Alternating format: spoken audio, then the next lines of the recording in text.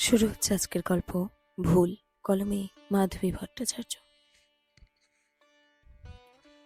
বইয়ের তাকটা পরিষ্কার করতে গিয়ে চোখে পড়ল জিনিসটা। একটা বইয়ের পাতার মাঝখানে সযত্নে রক্ষিত এক ছবি। কৌতূহলবশত হাতে তুলে নিতেই চমকে গেলাম। এ তো মলয়, কিন্তু পাশে মেয়েটাকে উচ্ছল হাসিতে জড়িয়ে ধরে আছে মলয়কে। ছবিটা একটু পুরনো হলেও মলয়কে চিনতে ভুল হচ্ছে না। মিষ্টি প্রশ্রয়ের হাসিতে সেও এক হাতে জড়িয়ে ধরে আছে মেয়েটাকে। ছবিটা এভাবে লুকিয়ে রাখার মানে তো একটাই দাঁড়ায়। বুকের ভেতরটা চিনচিন করছিল আমার। বড় একটা ফ্ল্যাটে রাশভারী গম্ভীর শ্বশুরমশাই আর মলয়কে নিয়ে আমার 2 মাসের সংসার। শুনেছি মলয়দের আগের বাড়িটা বিক্রি করে 1200 স্কোয়ার ফিটের ফ্ল্যাটটা কেনা হয়েছে বছরখানেক হলো। সম্ভ্রান্ত এলাকা, তবে লোকজনেরা কেমন জানো, কারোরই প্রতিবেশীদের সম্পর্কে কোনো উৎসাহ নেই, নিজেদের জগতেই ব্যস্ত। মলয় অফিসে বেরিয়ে গেলে সারাদিন আমি একা, কথা বলার মানুষ নেই। শ্বশুরমশাই সারাক্ষণ নিজের ঘরে বইয়ে মুখ গুজে বসে থাকে। বাপ ছেলে দুজনেই বই পাগল মানুষ। মলয়ের ঘরে বিশাল বইয়ের র্যাক আছে একখানা, কিন্তু গুছানো নয়, কাচের গায়ে ধুলো জমেছে। অনেকদিন থেকেই বইয়ের তাকটা পরিষ্কার করব ভাবছিলাম, আজ সেই কাজে লেগেছিলাম। তাক থেকে বইগুলো নামাতে গিয়ে অঘটনটা ঘটে গেছে। একটা বইয়ের ভেতর থেকে বেরিয়ে এসেছে ছবিটা। ঘরময় ছড়ানো বইয়ের মাঝখানে থেবড়ে বসে পড়েছি। হাতে ধরা রয়েছে ছবিটা। মাথাটা রাগে জ্বলছে, কান দিয়ে গরম হলকা বেরোচ্ছে, চোখের কোণে জমে আছে জল। টোকা দিলেই ঝরে পড়বে টুপ করে। বৌদি, আসবো? শিখাদির গলা। ওকে বলেছিলাম কাজ সারা হয়ে গেলে এ ঘরে একবার আসতে, বইয়ের তাকটা দুজনে মিলে গোছাবো। আমি শিখাদির দিকে তাকালাম না, তাকালে চোখের জলটা ধরা পড়ে যাবে। গলার কাছে জমে ওঠা বাষ্প জোর করে গিলে নিয়ে বললাম, দরকার নেই শিখাদি, আমি একাই করে নেব। তাহলে আমি বেরিয়ে পড়ি? শিখাদি খুশি হয়। হ্যাঁ হ্যাঁ। আমার চারপাশটা ফাঁকা হয়ে গেছে। বুকের ভেতরটা ধুধু করছে খোলা মাঠের মতো। অবসন্ন শরীরে বিছানায় শুয়ে পড়লাম। ঘরময় ছড়িয়ে পড়ে থাকলো বই। কিচ্ছু ভালো লাগছে না আর। সারাদিন গুম হয়ে থাকি। দুপুরে শ্বশুরমশাইকে খেতে দিয়ে নিজে ভাত নাড়াচাড়া করে উঠে পড়েছি। খাবার গলা দিয়ে নামবে না জেনেও ভাত নিয়ে বসেছিলাম, নইলে শ্বশুরমশাইয়ের 1000টা প্রশ্নের জবাব দিতে হতো। এ কি, ঘরটার কি অবস্থা করে রেখেছ? মলয় ফিরেছে অফিস থেকে। আমি চুপ করে শুয়ে থাকি। কি হলো, উত্তর দিচ্ছ না যে? কেন বিয়ে করলে আমায়? উঠে বসেছি আমি। মানে? মলয় অবাক হয় নাকি ভান করে বোঝা যায় না। ওর আপাত নিষ্পাপ চেহারার পিছনে এক প্রতারক লুকিয়ে আছে, সেটা জেনে গেছি। এটা কি? ছবিটা বাড়িয়ে ধরি। মলয়ের মুখ থেকে সব রং উড়ে যায়। বিবর্ণ মুখে কিছুক্ষণ ছবিটার দিকে তাকিয়ে থাকে, তারপরে ছো মেরে কেড়ে নেয় ছবিটা আমার হাত থেকে। এই ছবিটা কেন ধরেছ? রুক্ষ গলায় বলে। একটু আগের অবাক ভাবটা সরে গিয়ে রুক্ষতা জায়গা নিয়েছে সেখানে। আমার বুকটা হু হু করে। মলয় আরো রুক্ষ হয়। আমাকে না জিজ্ঞেস করে বইয়ের তাকে কেন হাত দিয়েছ? বইয়ের তাকটা গোছাতে গিয়ে কি অন্যায় করে ফেলেছি? ভেঙে পড়ি আমি। চোখ দিয়ে গড়িয়ে পড়ে তপ্ত অশ্রুধারা। মলয় এমন নিষ্ঠুর ব্যবহার কেন করছে? হ্যাঁ, অন্যায় করেছ, আর কখনো আমাকে না বলে কোনো জিনিসে হাত দেবে না। রুক্ষ ভঙ্গিতে কথাগুলো বলে বাথরুমে ঢুকে যায় মলয়। আমার চোখের জল একটু নরম করতে পারে না ওকে। এই 2 মাসে যে সংসার আমার, একান্তই আমার বলে ভ্রম হয়েছিল, এখন বুঝতে পারছি সেই ভাবনা কতটা অসার। মলয়, যাকে আমি নিজের একেবারে নিজের বলে মনে করেছিলাম, সে তো আমার তো কেউ নয়, কোনোদিনই ছিল না। বিয়ের পর বহুবার মলয়ের মুখে শুনেছি অ্যারেঞ্জ ম্যারেজ একেবারে বিশ্বাস নেই ওর। বাবার ভয়েই বিয়েতে মত দিয়েছে। ওর বাবা গোঁড়া ব্রাহ্মণ, জাতপাতে বিশ্বাস সাংঘাতিক। বেছে বেছে ব্রাহ্মণ ঘরের মেয়েকেই ছেলের বউ করে এনেছেন। আমিও দেখেছি বাড়িতে অন্য কাজের লোক থাকলেও রান্নার লোক নেই। আমিই করি রান্না। আমার শ্বশুরমশাই অজাত কুজাত কারো হাতে রান্না খাবেন না। এতদিনে ব্যাপারটা স্পষ্ট আমার কাছে। বাবার ভয়ে নিজের ভালোবাসাকে লুকিয়ে আমায় বিয়ে করতে বাধ্য হয়েছে মলয়। যদিও কথায় কথায় বলে আমায় পেয়ে বাবার উপর আর কোনো ক্ষোভ নেই নাকি ওর।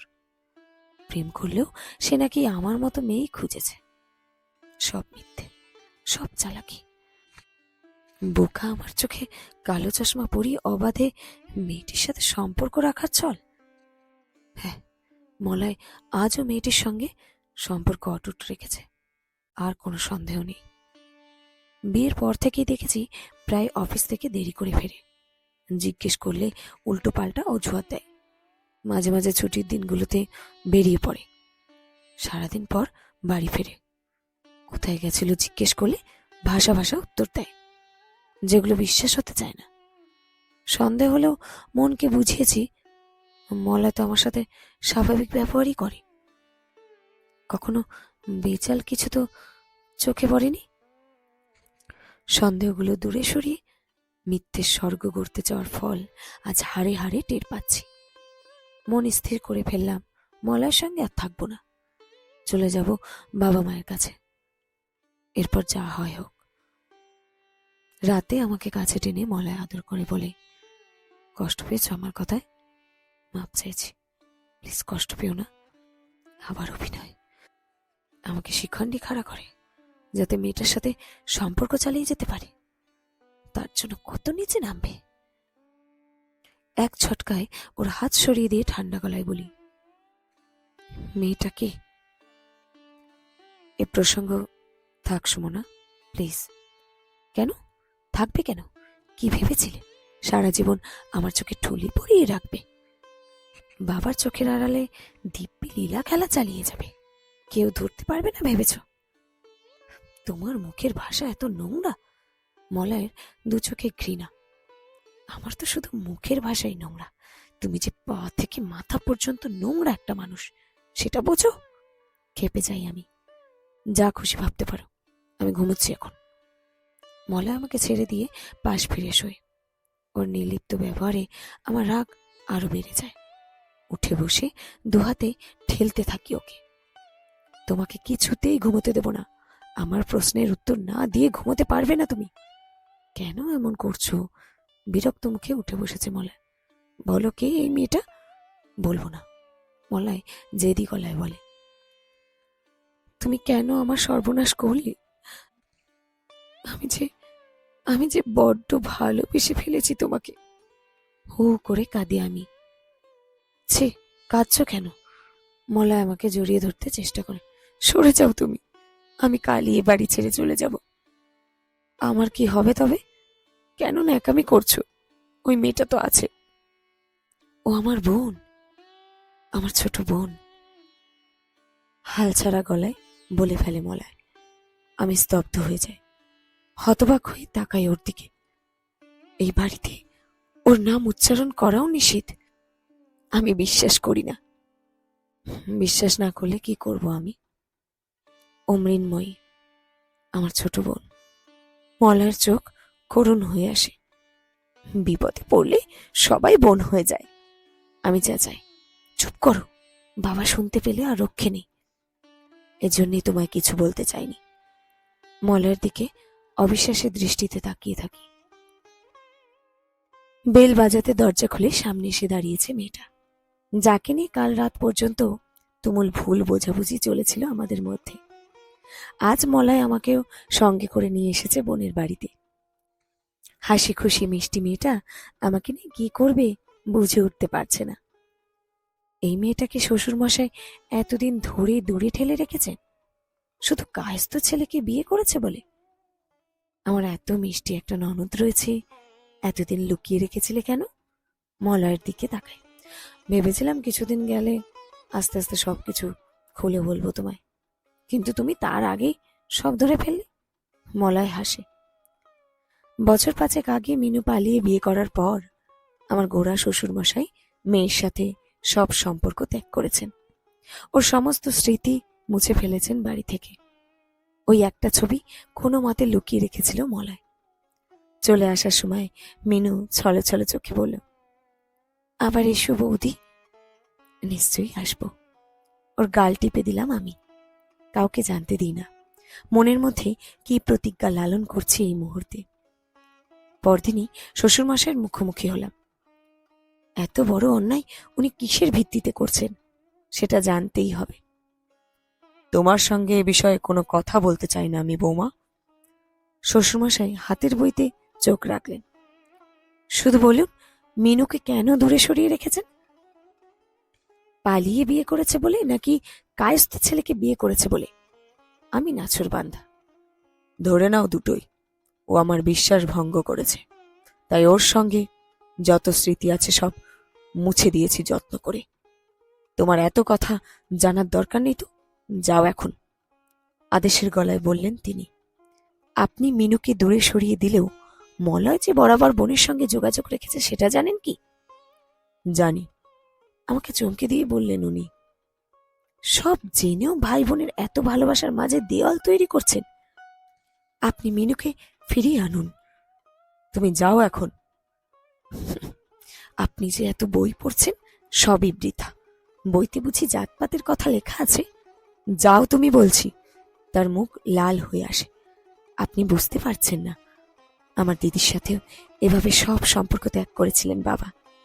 একদিন খবর এলো দিদি আর নেই। বড় অভিমানে চলে গিয়েছিল দিদি।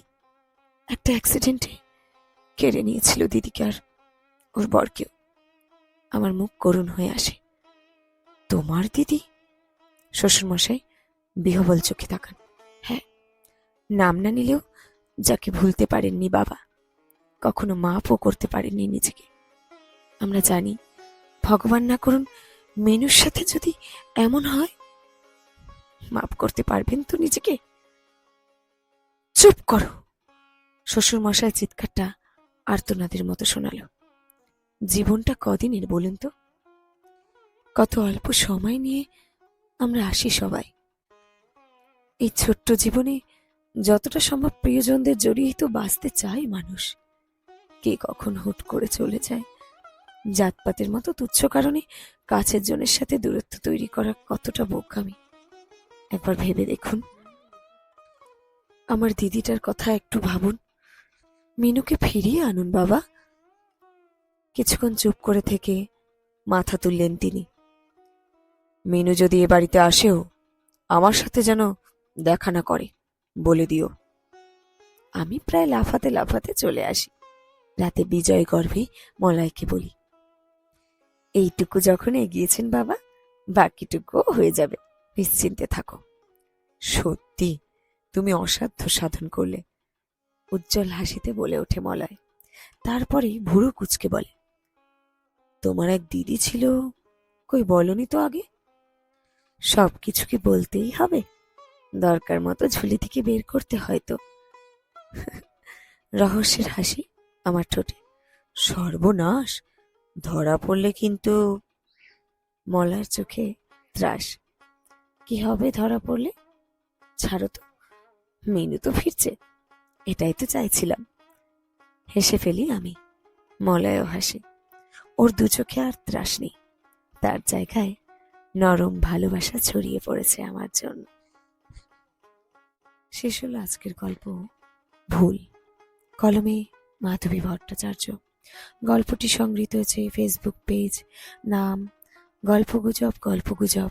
কলমে মাধবী ভট্টাচার্য থেকে।